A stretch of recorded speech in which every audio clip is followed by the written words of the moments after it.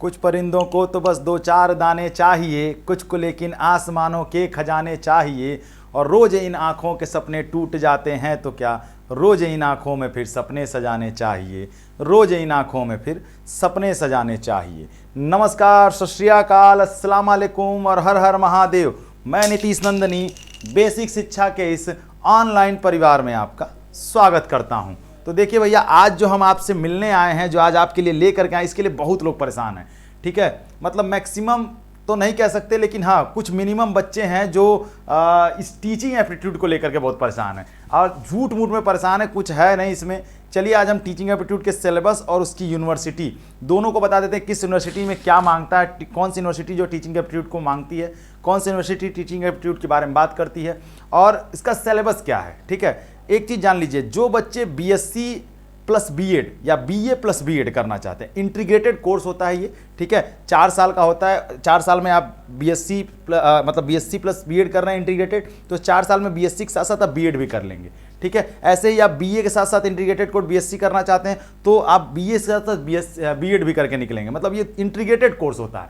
तो इन्हीं कोर्सेज में जो है टीचिंग एप्टीट्यूड को मांगता है। तो देखते हैं क्या कौन कौन सी, सबसे पहले देखेंगे कौन सी यूनिवर्सिटी क्या मांगती है। अगर हम यूनिवर्सिटीज़ की बात कर लें, अगर हम यूनिवर्सिटी की बात करें तो देखिए क्या कह रहा है। अगर हम असम यूनिवर्सिटी की बात करें तो असम यूनिवर्सिटी जो है वो integrated BSc plus BEd, integrated BSc plus BEd, अगर आपको बीएससी करना है वहाँ से और बीएड एक साथ करना है तो आप जो है कर सकते हैं। और उसके लिए वो मांग क्या रहा है, क्या उनकी क्या मतलब उनकी डिमांड क्या है।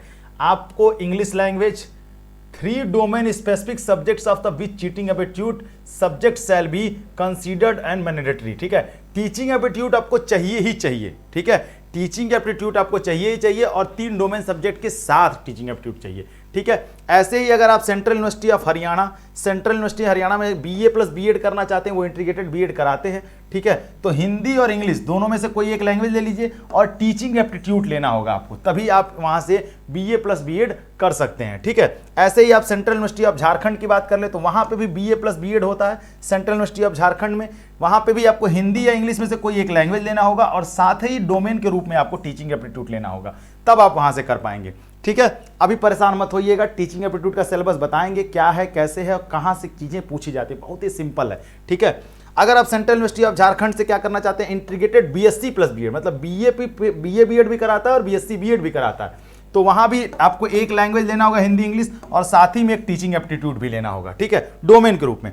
Central university of south Bihar से अगर आप बीए बीएड करना चाहते हैं इंटीग्रेटेड कोर्स, तो आपको जनरल टेस्ट के साथ साथ टीचिंग एप्टीट्यूड, ठीक है, उसके बाद आपको general English, history, political science या एजुकेशन, ठीक है, कॉमा कॉमा करके दिया है। ठीक है, टीचिंग एप्टीट्यूड आपको पढ़ना ही पढ़ना पड़ेगा। ठीक, आगे आते हैं।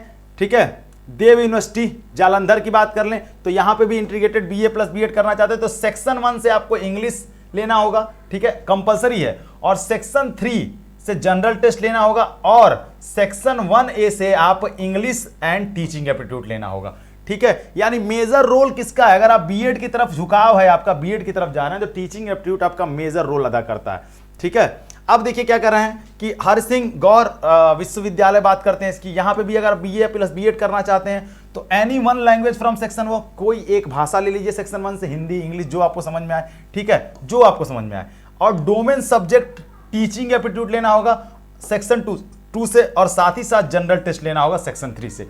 तो ये तीनों आपको चाहिए, तब आप हरि सिंह गौर में मतलब एलिजिबल है। लेकिन टीचिंग एप्टीट्यूड को आपको ध्यान रखना होगा, इसको नहीं छोड़ सकते आप। ठीक है, अगर आप बीए प्लस बीएड करना चाहते हैं, ऐसे ही अगर आप वहां से बीएससी प्लस बीएड करना चाहते हैं, दोनों कराता है, बीए प्लस बीएड भी और बीएससी प्लस बीएड भी। ठीक है, तो यहां से भी डोमेन सब्जेक्ट लेना होगा। ठीक है, कौन सा, केमिस्ट्री, बायोलॉजी एंड और उसके साथ साथ टीचिंग एप्टीट्यूड फ्रॉम सेक्शन 2 और उसके साथ साथ जनरल टेस्ट सेक्शन 3 से। यहाँ पे लैंग्वेज की कोई दिक्कत नहीं है, बीएससी प्लस बीएड में लैंग्वेज की कोई समस्या नहीं है।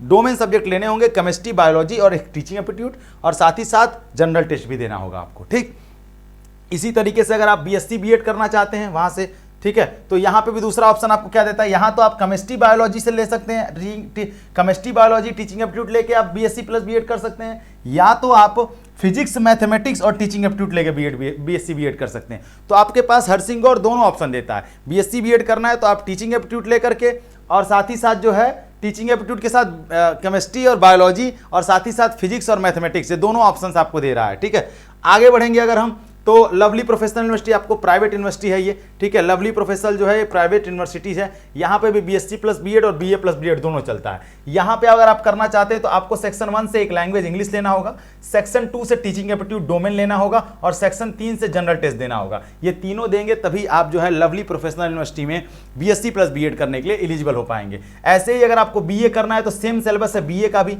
बीए प्लस बीएड करना चाहते हैं तो दोनों बीएससी करना हो या बीए करना हो बीएड के साथ, तो आपको ये दोनों का सेम प्रोसेस है, ठीक है। ऐसे ही शारदा यूनिवर्सिटी जो है वो भी प्राइवेट यूनिवर्सिटी है, ठीक है। ये क्या कहती है, ये भी अगर कहती है कि अगर आपको बीएससी और BA integrated bachelor of science, BSc bachelor of education, मतलब बीएससी बीएड करना है, बीए बीएड नहीं, बीएससी बीएड करना है, तो आपको इंग्लिश, फिजिक्स, केमिस्ट्री और टीचिंग एप्टीट्यूड, मतलब मेजर बात किसकी करेंगे हम लोग, टीचिंग एप्टीट्यूड की। ऐसे यूनिवर्सिटी ऑफ जम्मू भी जो है वो जो है बीए कराती है, बीए प्लस बीएड कराती है, तो इंग्लिश, टीचिंग एप्टीट्यूड और जनरल टेस्ट ये तीनों देना होगा। तो ये तो था क्वालिफिकेशन, मतलब कि यूनिवर्सिटी क्या चाहती है आपसे, तो इतनी सारी चीजें यूनिवर्सिटी आपसे चाहती है।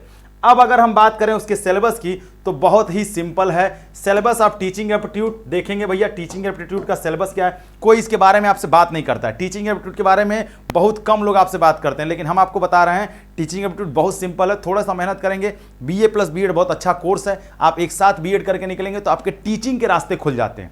शिक्षा के क्षेत्र में टीचर बनना, मास्टर बनना, जैसे कि हम मास्टर हैं, ठीक है, हम भी बीएड किए हैं, सीटेट पास हैं, यूपी टेट पास हैं, ठीक है, आप भी टीचिंग के लिए रास्ते खुल जाएंगे। लेकिन पहला पड़ाव तो यही कि आपको बीएड कम से कम आना चाहिए, बीएड आपके पास क्वालिफिकेशन होनी चाहिए, ठीक है।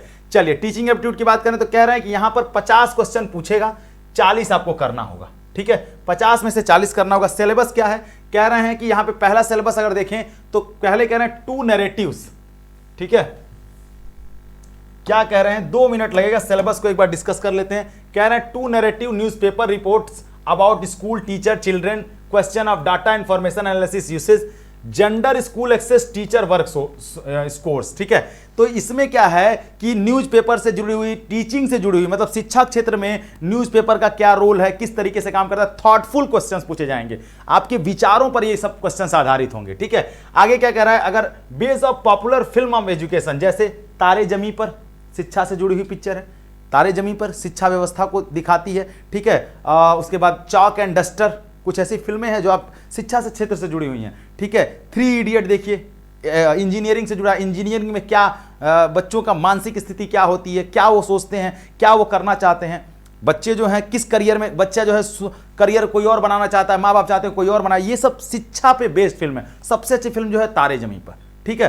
तो ये क्या कह रहा है, based on the popular film education books, शिक्षा से जुड़ी हुई किताबें भी आती है। जैसे मेरे हिसाब से अगर आपको मोटिवेशन, एजुकेशन के क्षेत्र में मोटिवेशन चाहिए कि हम कैसे मतलब अपने आप को मोटिवेट रखें, कैसे हम मतलब अपने आप अपनी शिक्षा के दम पे अपने लक्ष्य को प्राप्त करें, तो 12th फेल एक मूवी, एक किताब है, ठीक है, ऑटोबायोग्राफी है, ये मनोज शर्मा है, उनके ऊपर एक आईपीएस अधिकारी हैं, ठीक है, वो ये पढ़ने लायक है, ठीक है। डॉक्यूमेंट्रीज बहुत सारी बनी हुई हैं इन सब चीजों के बारे में। स्ट्रगल ऑफ गर्ल्स, शिक्षा के क्षेत्र में लड़कियां कितना स्ट्रगल करती हैं, किस तरीके से वो शिक्षा के लिए लड़ रही हैं, और आज के समय में तो आप देख ही रहे हैं 12 पास हुई नहीं कि शादी विवाह कर दो, ठीक है। ये सब क्या है, शिक्षा के क्षेत्र में लड़कियों के स्ट्रगल्स के बारे में जानना है, ट्राइबल्स के बारे में जानना है, इन सब चीज, दलित के बारे में, दलित को देखना है, शूद्र देखिए, शूद्र मूवी देखिए, दलित के, हम कह रहे हैं पिक्चर मत देखिए, हम बता रहे हैं कि इन सबसे रिलेटिव क्वेश्चंस पूछेंगे कि फिल्मों का क्या प्रभाव पड़ता है शिक्षा क्षेत्र पर, इस टाइप से, ठीक है। अब अगर देखेंगे साइंस की अगर बात कर ले तो based on observation and natural phenomena, famous Indian scientist, कुछ प्रसिद्ध साइंटिस्ट के बारे में, अगर शिक्षा से जुड़ा हुआ साइंटिस्ट अगर पूछे आपसे तो सबसे बड़ा नाम एपीजे अब्दुल कलाम का आता है, जिन्होंने शिक्षा के दम पे, अपनी मेहनत के दम पे कहां से कहां तक पहुंचे, ठीक है। और वुमेन साइंटिस्ट की बात भी करेंगे, बहुत सारे हमारे यहाँ वुमेन साइंटिस्ट भी हैं, ठीक है। करंट इंफॉर्मेशन सच अ कोविड के बारे में कुछ अच्छी नॉलेज, टेक्नोलॉजी का क्या यूज हो रहा है शिक्षा के क्षेत्र में, कैसे साइंस ग्रो कर रहा है, ठीक है, एजुकेशन के फील्ड में, सब कुछ एजुकेशन से जुड़ा हुआ होगा। ऐसे मैथमेटिक्स की बात कर लें तो वही है, मैथमेटिक्स में भी एकदम बेसिक नॉलेज मैथमेटिक्स का, लेकिन कैसे शिक्षा के क्षेत्र में, ठीक है। जैसे मान लीजिए कि अगर आप मैथमेटिक्स के टीचर हैं, बच्चे को 2+2 जोड़ने नहीं आ रहा है, 2+1 जोड़ रहा है तो 2 कर दे रहा है, तो आप कैसे उसको सिखाएंगे, इस टाइप से क्वेश्चन, ठीक है। उसके बाद फेमस मैथमेटिशियन आर्यभट्ट का नाम आप जानते हैं, ठीक है, वुमेन मैथमेटिशियन का नाम पूछा जाता है, ठीक है। Difficulties that child face while learning mathematics, अभी आपको पता है ना कि एक बच्चा जो है गणित को सीखने में उसको क्या कठिनाई हो सकती है। बच्चों को जैसे सिखाया नहीं जाता है कि छोटे छोटे बच्चे रहते हैं तो उनको प्ले ग्रुप में डाला जाता है, तो वहाँ पर जो है कलरफुल टाइप से 1 2 3 रखा रहता है, 1 रखा रहेगा, फिर उसमें एक और जोड़ा जाएगा। हम लोग छोटे थे तो चूंकि प्ले ग्रुप नहीं था तो हम लोग बच्चों को हम लोग सीखते थे कि देखो 5 उंगली है, अगर मान लो 2 उंगली बंद कर दिए तो कितनी बची, तो हम बताते थे 1 2 और 3 बची, यानी 5 में से 2 गया तो कितना बचा, 3 बचा। ये टीचिंग का लर्निंग का प्रोसेस है। लेकिन आपसे क्वेश्चन ऐसे ही पूछेगा मैथमेटिक्स से जुड़ा हुआ कि बेसिक प्रॉब्लम्स क्या आती हैं मैथमेटिक्स में बच्चों को। ठीक, आर्ट्स की अगर बात करें, म्यूजिक, ड्रामा, डांस की बात करें तो यहां पर भी क्या है, एकेडमिक्स ऑफ आर्ट टीचिंग, कौन सी कला जो है सिखाई जाती है बच्चों को, क्या उसका बेनिफिट है, और इंडियन आर्ट म्यूजिक में ट्रेडिशंस में कैसे चेंजेस आ रहे हैं, इन सब चीजों के बारे में। सोशल साइंस की बात करें, based on the difficulties and the children face of social science, बच्चा घर और स्कूल, जैसे तारे जमी पे देखिए बच्चा स्कूल और घर के बीच में कैसे फेस कर रहा है। स्कूल में भी सारे टीचर जो हैं, अगर बच्चा र को क लिख रहा है तो वो बच्चा टीचर को समझना होगा क्यों ऐसा लिख रहा है, यानी उसको क्या डिफिकल्टीज फेस करनी पड़ती हैं सोशल साइंस में। सोशल साइंस में क्या डिफिकल्टीज फेस करनी पड़ती हैं, detail subjective learning thought, Nobel and other award winning, ठीक है, किन्होंने किन किन लोगों को नोबेल पुरस्कार मिला है, किन किन लोगों को दूसरे अवार्ड्स मिले हैं, एजुकेशन के फील्ड में, शिक्षा के क्षेत्र में कौन कौन से अवार्ड मिले हैं, इंडिया में एजुकेशन के फील्ड में कौन सा अवार्ड दिया जाता है। जैसे आप देखेंगे भारत रत्न जो है शिक्षा के क्षेत्र में भी दिया जाता है, भारत में अच्छा जो काम करते हैं शिक्षा के क्षेत्र में। नोबेल पुरस्कार भी जो है लिटरेचर में मिलता है, साहित्य में मिलता है, वो शिक्षा का ही क्षेत्र है। अगर आप लिख पढ़ रहे हैं, लिखने में आपको जैसे रविन्द्रनाथ टैगोर को गीतांजलि के लिए मिला, तो ये सब क्या है, लिटरेचर के लिए जो अवार्ड्स मिल रहे हैं ये भी क्या है, ये आपका नोबेल अवार्ड्स में आते हैं। ठीक है, creating knowledge such as the economics and other field, economics में जैसे अमर्त्य सेन को मिला है इंडिया में 1998 में, तो ये क्या है 1998 में अमर्त्य सेन को मिला इकोनॉमिक्स का नोबेल। ठीक है, और 1913 में किसको मिला, रविंद्रनाथ टैगोर को मिला पीस लिटरेचर के लिए नोबेल पुरस्कार मिला। ठीक है, कैलाश सत्यार्थी को जो है पीस का नोबेल मिला।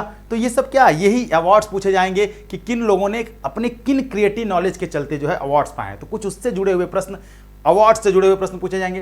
Teachers in history, Buddha, Jain, construction of teaching in the Upanishad, बौद्ध धर्म को कैसे पढ़ाएगा टीचर, जैन धर्म में क्या वो सिखाने का प्रयास करेगा, उनकी कुछ किताबों का नाम, ठीक है, जैसे कि जातक कथाओं का नाम पूछ देगा। ठीक है, बौद्ध धर्म की शिक्षाएं कौन कौन सी हैं, त्रिरत्न कौन कौन से हैं, बुद्ध धम्म और संघ क्या होता है, इन सब से जुड़े हुए क्वेश्चन इसमें पूछे जाएंगे। ठीक है, लैंग्वेज और लिटरेचर की बात कर लें तो based on the famous story, novel, poem, जैसे गोदान, गबन, कफन, ठीक है, नॉवेल्स फेमस हैं। पोयम्स पूछ देगा रविन्द्रनाथ टैगोर की, क्या भूलूं क्या याद करूं, क्या भूलूं क्या याद करूं, हरिवंश राय बच्चन की। तो इस तरीके से कुछ नॉवेल्स के बारे में, कुछ पोएम्स के बारे में पूछेगा। साथ ही साथ एनसीईआरटी सिलेबस में जो जो किताबें हैं 6 to 12th में, उन किताबों में जो जो कहानियां हैं, जो जो नॉवेल्स हैं, उन नॉवेल्स के नाम, उनके राइटर्स के नाम। 6 to 12 साफ साफ लिखा है कि एनसीईआरटी में जो 6 to 12 में किताबें लिखी हैं, उन किताबों में जो हिंदी की जो किताबें हैं लिटरेचर की, उसमें लैंग्वेज की किताबों में जो चैप्टर्स हैं उनके राइटर्स और उस चैप्टर्स के नाम। ठीक है, ये पूछ सकता है आपसे।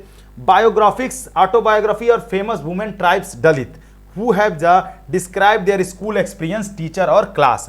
कुछ ऐसे लोग जिनकी अपनी ऑटोबायोग्राफी जिन्होंने लिखी है कि स्कूल जाने में उन्हें क्या समस्याएं फेस करनी पड़ती थी। ट्राइबल्स, ऐसी वुमेन्स जो स्कूल जाने में समस्याएं फेस करती थी, उनकी कहानियां, उनके बारे में, उनके नाम और उनकी किताबों के नाम पूछेगा इससे। ठीक है, difficulties that child face while learning poems and grammar, grammar को लर्न करने में बच्चे को क्या दिक्कत आती है, संज्ञा सर्वनाम में भेद कर पाता है कि नहीं कर पाता है, नाउन प्रोनाउन में क्या डिफिकल्टीज आती हैं, इन सब चीज़ों के बारे में आपसे पूछेगा। यानी कि ये टीचिंग एप्टीट्यूड का डिटेल सिलेबस है। ठीक है, तो इससे ज़्यादा आपसे कुछ पूछेगा नहीं। ठीक है, इसी सिलेबस को आपको पढ़ना होगा, इसी सिलेबस को आपको जानना होगा। एक एक चीज़ को अगर आप देख लिए लाइन बाय लाइन तो आपकी कहानी आसानी से समझ में आ जाएगी, आपको चीज़ें आसानी से समझ में आ जाएंगी। बहुत ही सिंपल है। ठीक है, चलिए तो इसको देख लीजिएगा। तब तक अपना ख्याल रखिए, जहाँ रहिए, जैसे रहिए, स्वस्थ रहिए, मस्त रहिए। और हाँ, सबसे बड़ी बात क्या, खूब पढ़िए, क्योंकि पढ़ने के अलावा कोई विकल्प नहीं है। तब तक के लिए धन्यवाद। जय हिंद।